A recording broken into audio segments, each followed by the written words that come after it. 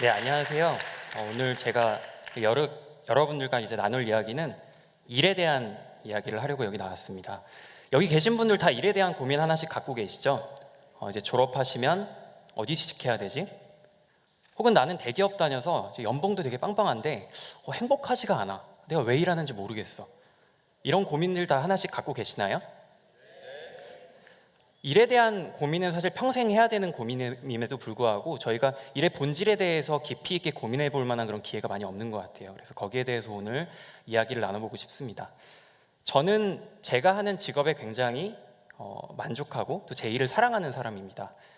저희 두손컴퍼니는 취약계층 분들 그리고 저소득자분들의 일자리를 만드는 일을 하고 있습니다.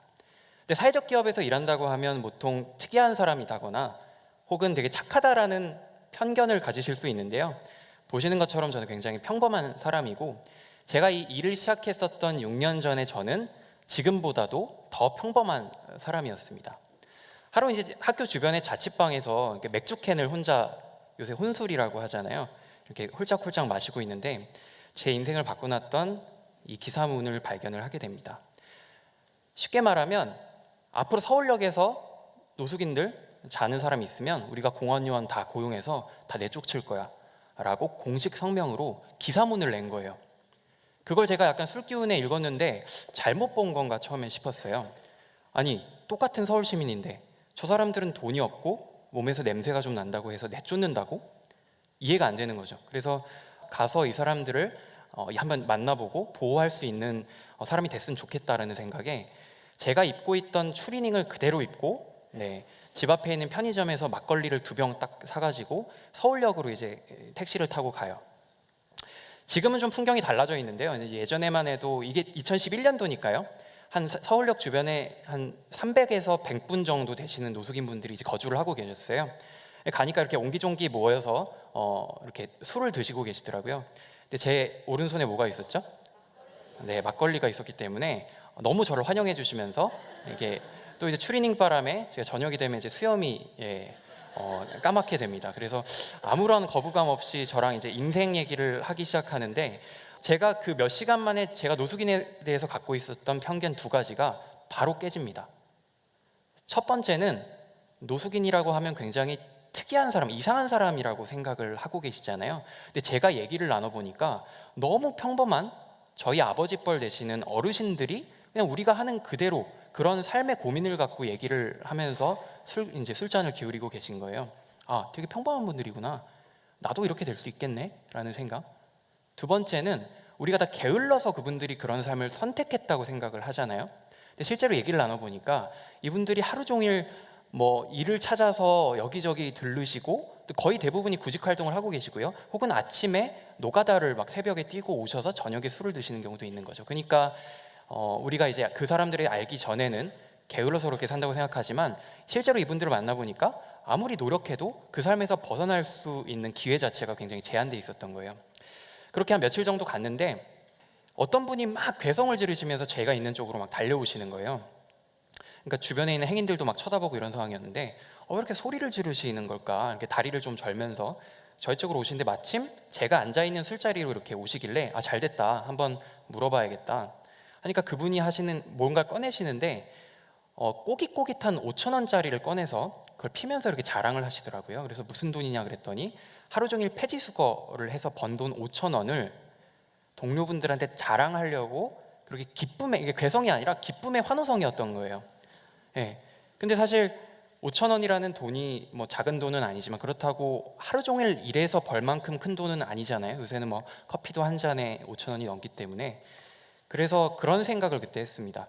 내가 가진 게 없어서 이분들 도와드릴 방법이 없는데 적어도 내가 좀 열심히 하면 이분들이 하루 종일 열심히 일했을 때 5,000원보다는 많이 벌도록 할 수 있겠다는 생각을 한 거죠.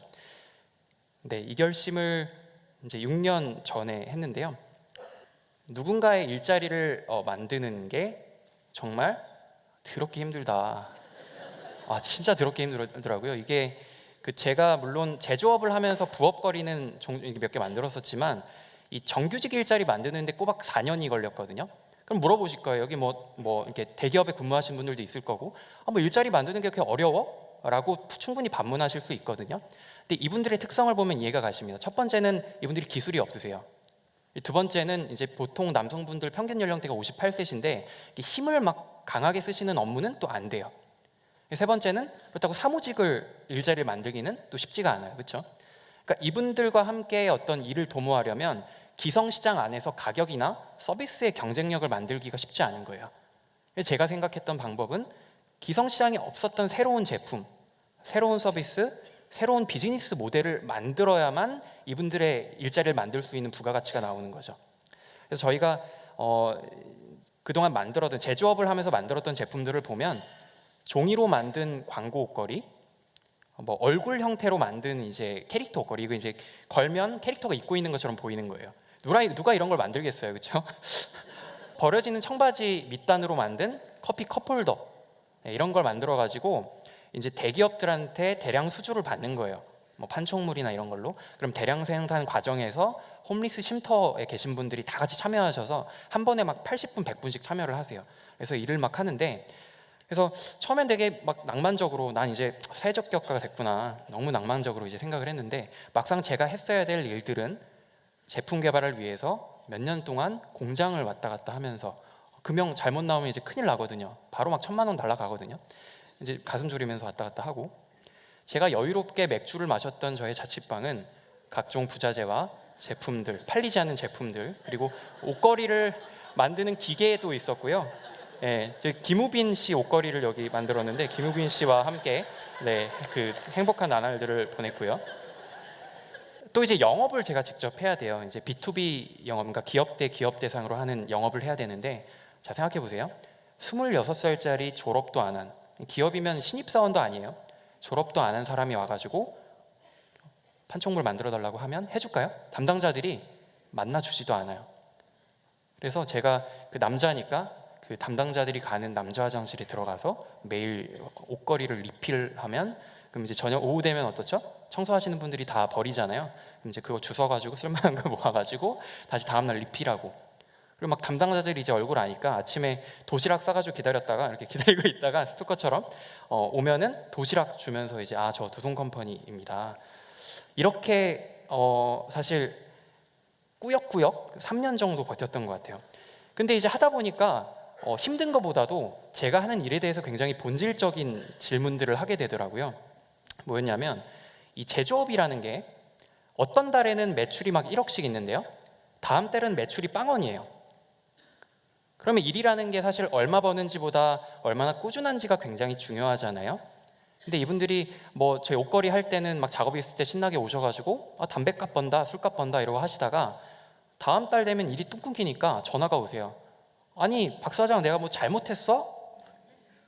근데 이제 그게 너무 가슴이 아픈 거죠. 일을 제가 못 만들었다. 그러니까 그분들이 뭐 그럼 그렇지 하고 전화를 끊으시고, 그 돈으로 뭐 적은 돈이었지만 뭐 술을 다시 드시거나 경마장을 가시거나 이런 생활로 다시 돌아가시는 거예요. 그러면 이게 제가 그분들의 부업거리 만들어 드렸지만 삶의 질의 변화를 못 드리고 있다는 자괴감이 계속 들다 보니까 내 직업에 대해서 계속 고민하는 시기들이 이어졌었죠. 근데 이제 성수동 주변에 이제 자리 잡고 있었던 마리몬드 이제 윤홍조 대표님이랑 이제 루트임팩트, 또 진짜 이제 정경선 대표님이 도움을 주셨어요 그때. 그러면 저희가 어떤 사업을 새로 시작을 하게 됐냐면, 우리가 제조업할 때 제일 힘들었던 게 물류였거든요. 뭐 하나 만들려면 이제 물건을 들고 차로 나르고 이런 과정들이 사실 되게 단순한 일이긴 한데 그것 때문에 중요한 일들을 못 하거든요. 그래서 반대로 생각한 게, 우리 같은 작은 제조업체들, 유통업체들의 제품을 우리가 모아서 물류센터를 운영하면 저렴하면서도 효율적으로 물류 대행 서비스를 운영할 수 있겠다는 생각을 한 거예요. 쉽게 말하면 다른 회사들의 제품을 저희가 대신 보관하고 또 관리하고 포장해서 배송하는 물류센터를 현재 운영을 하고 있습니다. 이 사업을 한 지는 한 2년 정도 됐는데요, 이제 옷걸이에 대한 그 애정은 별로 없었고 네, 이 물류업을 했는데 이제 너무 즐거운 거죠. 꾸준한 일자리도 만들고, 이게 사람이 계속 바뀌는 게 아니라 적어도 내가 출근했을 때 누구를 볼지를 아니까 그게 너무 안정적인 거죠. 그래서 지금은 한 20분 정도의 그 분들과 함께 하고 있고요. 현재는 노숙 생활을 하고 계신 분은 없으세요. 저희 일하는 분들 중에 노숙 생활은 없으시고요. 제가 이제 그걸로 시작을 했지만 과거에 노숙 경험이 있거나 혹은 노숙인 쉼터에서 연결을 받거나 꼭 그게 아니더라도 내가 간절히 정말 일이 필요해라는 분들의 경제 상태에 맞춰서 저희가 일자리를 드리고 있고요. 또 나머지 절반은 저희가 기본적으로 벤처에서 하기 때문에 이런 도전과 나눔의 가치에 대해서 공감하는 젊은 청년들로 이루어져 있습니다. 그래서 중소기업도 아니죠. 소기업치고는 20대부터 60대까지 다 있는 회사가 드물잖아요. 저희는 그렇게 어우러져 있는 회사고요. 일을 하게 되면 우리가 쉽게 예측할 수 있는 1차적인 변화들이 있습니다. 뭐가 있을까요? 네, 조금이지만 돈을 벌잖아요. 그럼 제일 먼저 시작하시는 게 회사 주변에 집을 구하세요. 그럼 이제 거주 환경이 개선이 되시고요. 두 번째는 개인마다 다르지만 저축을 시작을 하십니다.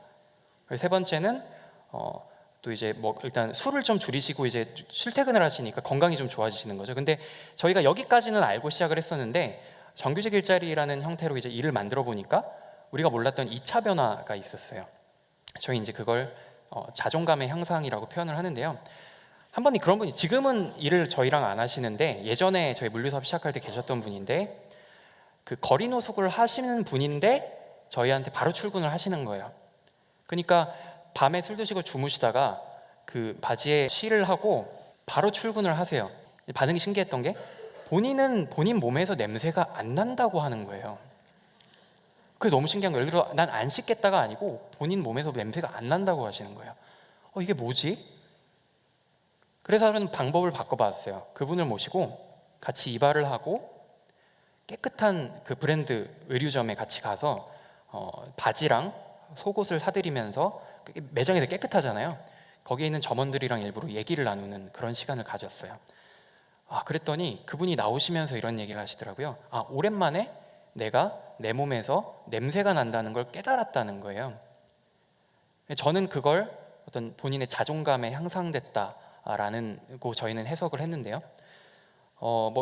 이뿐만 아닙니다. 예를 들면 저희가 명함을 맞춰드리기 때문에 예전에는 본인의 그런 처지가 창피해서 결혼식 이런 데 잘 못 가세요. 안 가세요. 근데 지금은 이제 가서 명함도 돌리시고 축의금도 당당히 내시고 이런 것들이 어떤 인간관계 회복이 있는 거죠. 그리고 또 가장 큰 변화 중에 하나는 가족관계가 회복이 되는데요. 보통은 요새 같은 세상에 전화번호 몰라서 연락이 안 되진 않잖아요. 근데 이제 한 15년, 20년째 가족들이랑 연락을 안 해요. 따님이랑도 연락 안 하시고 저희 지금까지 네 가지 케이스가 있었는데 이분들이 들어오시고 꼭 두손 컴퍼니가 아니더라도 일을 시작하시면 가족분들이랑 연락을 하시는 거죠. 내가 이런 회사에서 일을 하고 있고 잘 지내냐 이런 식으로 이제 가족관계 회복되는 걸 여러 차례 목격할 수가 있었습니다. 오늘도 저희 두손 컴퍼니에 있는 팀원들은 이렇게 나와 내 옆에 있는 사람의 향상을 위해서 열심히 일을 하고 있습니다. 일을 하다 보면 당연히 돈을 벌어야죠. 그렇죠? 돈 잘 벌면 좋잖아요. 그렇죠? 잘 벌어야 되는데 문제는 그게 과연 본질인가에 대해서 오늘 생각해 봤으면 좋겠어요. 제가 6년 동안 저는 일자리를 만드는 게 직업이니까 그렇죠? 일에 대한 저의 생각은 단순히 돈을 버는 도구가 아니라 인간을 향상시키는 거다라는 게 저의 결론이었습니다. 내가 일하는 이유에 대해서 오늘 집에 가시면서 한 번쯤 생각해 보시면 좋을 것 같아요. 여러분들은 나와 내 옆 사람, 내 이웃이 될 수도 있고요. 지나가다 만나는 폐지 주우시는 할머니가 될 수도 있고요. 옆 사람을 향상시키고 계십니까? 아니면 돈을 벌고 계십니까? 네, 경청해 주셔서 감사합니다.